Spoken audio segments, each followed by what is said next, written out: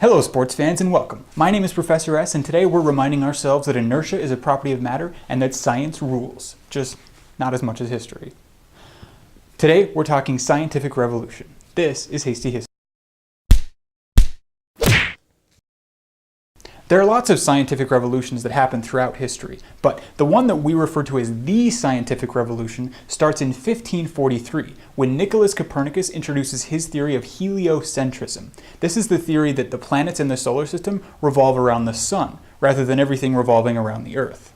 The scientific revolution period ends in about 1687, when Sir Isaac Newton publishes Principia. This is a book, or basically a collection of his works, of all of the theories and all the stuff he'd been working on. We're talking about his laws of motion, his theories on planetary motion, universal gravitation, all that stuff. Obviously, the scientific revolution had a ton of developments come out of it. Scientific, intellectual, all that stuff. But we really only have time to talk about the big ones, the real heavy hitters. One of the biggest things to come out of the scientific revolution is the scientific method. These ideas had been kicked around for centuries before, but it's Francis Bacon that really fleshes it out. He pulls it all together, and he starts to apply it to measurable and repeatable experiments. Heliocentrism, like we just talked about, was also a huge step forward. Galileo built upon the work of Copernicus, and Johannes Kepler built upon the work of Tycho Brahe. Kepler proposed new laws of planetary motion. He theorized that the Earth's orbit around the sun wasn't circular, but elliptical. And then Sir Isaac Newton came along and used math to basically prove heliocentrism correct.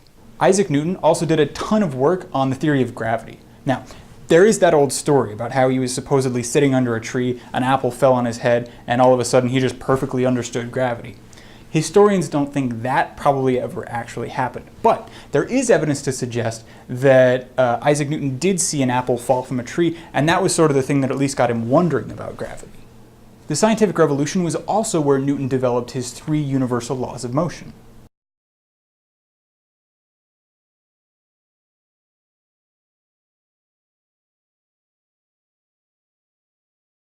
There were also developments in a ton of other scientific areas during the scientific revolution. Antony von Leeuwenhoek made huge advances in microscope technology, and he was actually the first guy to be able to see and study microorganisms. William Gilbert made gigantic leaps forward in the study of electricity and magnetism.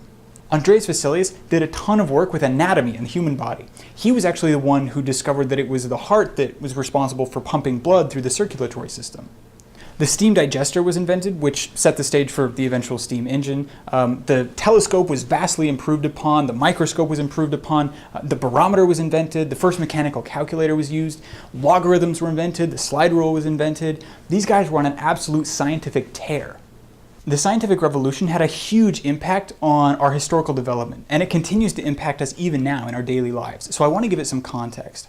If you've ever heard of the Enlightenment and the scientific revolution go hand in hand. See, the Enlightenment was a period between 1650 and 1780, where all sorts of different philosophies were being dreamed up and investigated and analyzed, scientific philosophies and other philosophies. So if it helps, think about the scientific revolution as a smaller part of a much broader Enlightenment.